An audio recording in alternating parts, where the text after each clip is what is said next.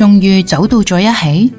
一段男親女愛中毛小慧同埋余樂天相擁嘅經典畫面，再現鄭裕玲同埋黃子華嘅戀情熱議。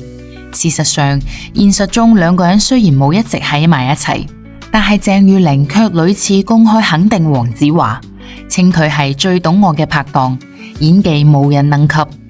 近日綜藝採訪被問到最想合作嘅藝人，更加係毫不猶豫咁嗌出佢個名。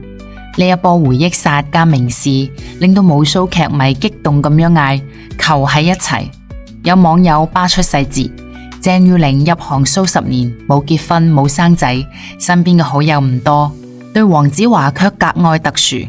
早年黃子華開棟篤笑，佢必到場支持。黃子華拍戲受傷，佢第一時間慰問。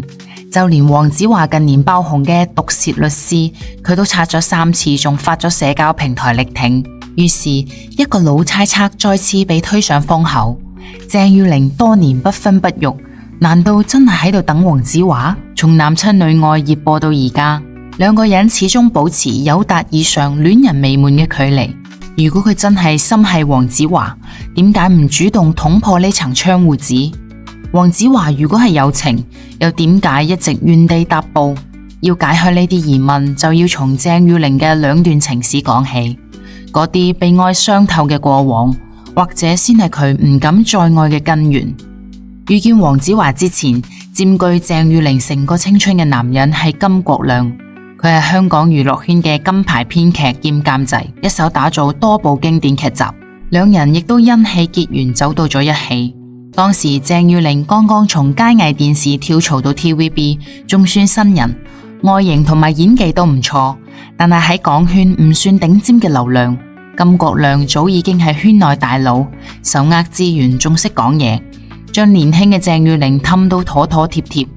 兩個人相戀之後冇幾耐就同居，呢段感情維持咗整整10年，係佢所有感情裏面最長嘅，卻亦都係最痛苦嘅一段。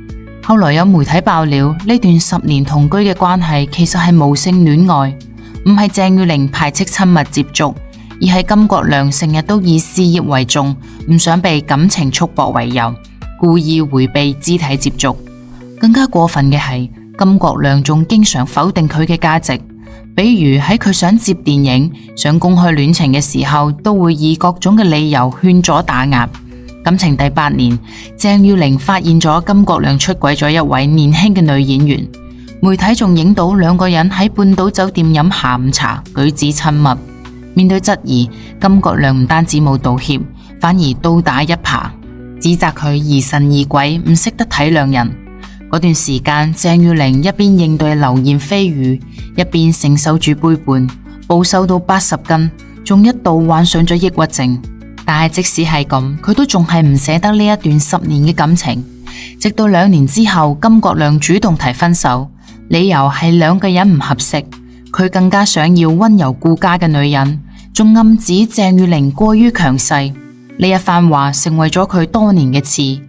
付出咗10年嘅青春，換嚟嘅係無性無愛，仲充滿背叛嘅同居，最後仲反而被否定佢嘅性格。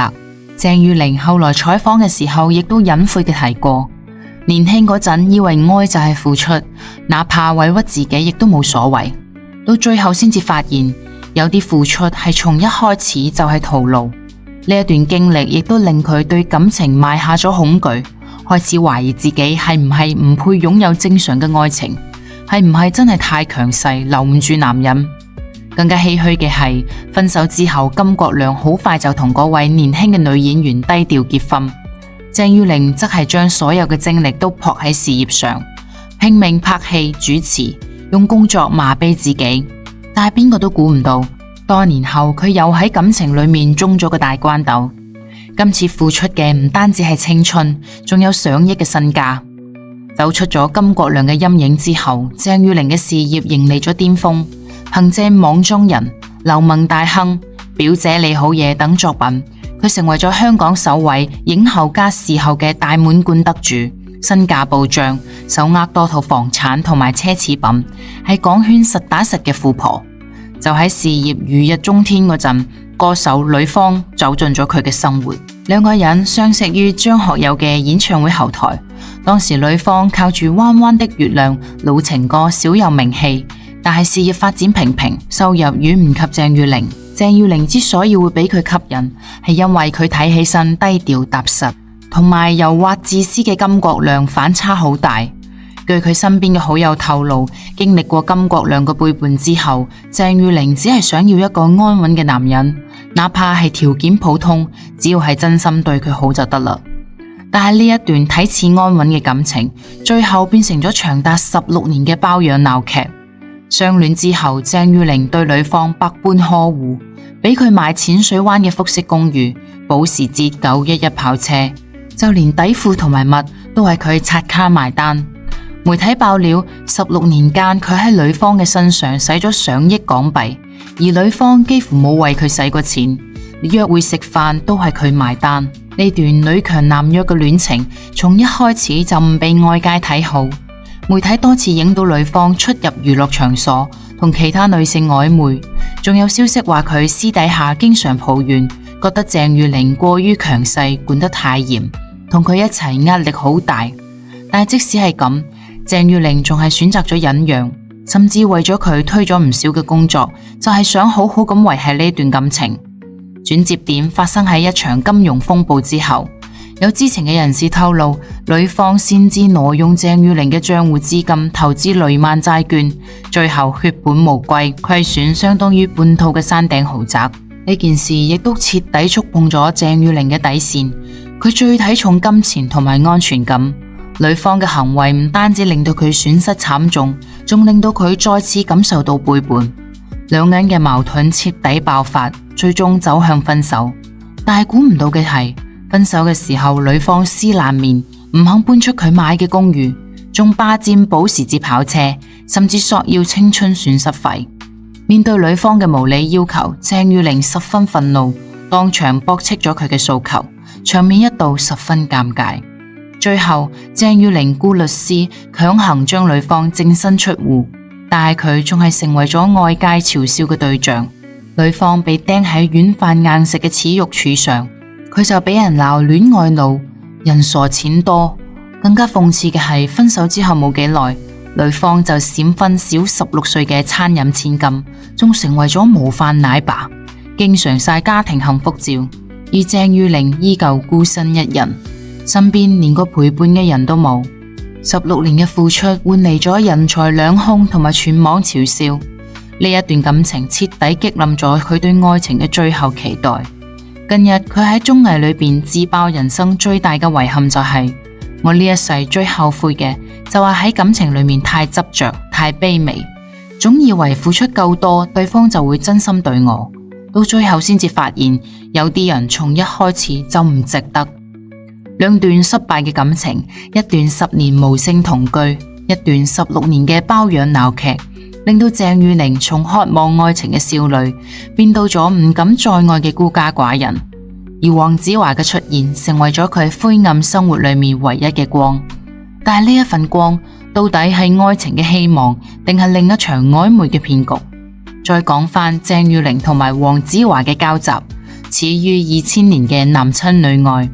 劇中毛小慧同埋余樂天係歡喜冤家，從互相嫌棄到深愛，對手戲張力拉滿。呢部劇唔單止創下咗 TVB 嘅收視紀錄，更加令到無數嘅觀眾遺憾呢一對熒幕情侶唔可以成真。近年嚟，鄭裕玲對黃子華嘅示愛越嚟越明顯。佢曾經喺自己嘅社交頻道 The Do Show 裏邊專門邀請咗黃子華做嘉賓。種種嘅互動令到網友睇好呢一對曾經嘅熒幕情侶。然而，導演王晶喺節目裏邊被問起兩個人嘅緋聞嘅時候，卻直言佢哋根本冇可能喺埋一齊，因為鄭裕玲嘅性格比較自我，好識得保護自己，長期將自己封閉起身，怕再受到感情嘅傷害。而黃子華嘅性格有逃避嘅成分，兩個人嘅性格根本唔夾，好難行埋一齊。王晶嘅話似乎亦都道出咗真相。鄭裕玲俾兩段感情傷透咗之後，早就已經唔敢輕易相信愛情。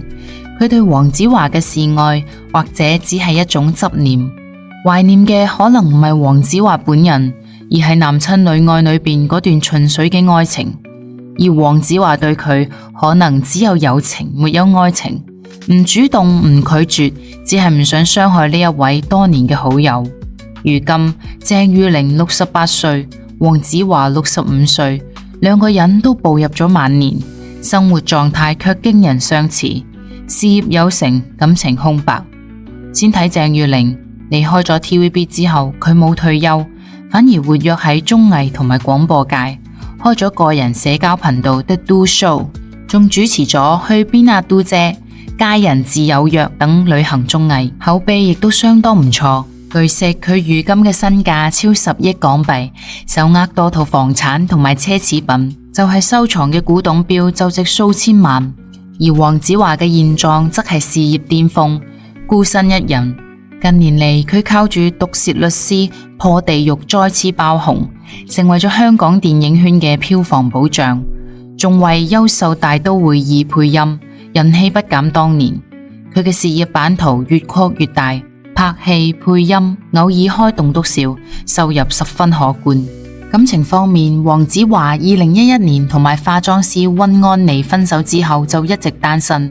雖然有傳聞話佢已經有圈外嘅女友，但係從來冇證實過。近日媒體拍到佢獨自一人去菜市場買菜，返屋企自己煮飯，生活好低調。社交平台上亦大多都係工作內容，好少提及私人感情。兩個人嘅現狀令人忍唔住諗，明明係最懂彼此嘅人，明明有過咁多曖昧嘅瞬間，點解最後走唔到一齊？其實不管最後兩個人可唔可以走在一起，佢哋之間嘅情誼早已經超越普通嘅朋友。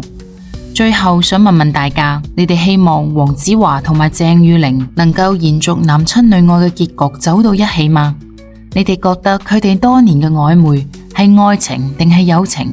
歡迎喺評論區留言討論。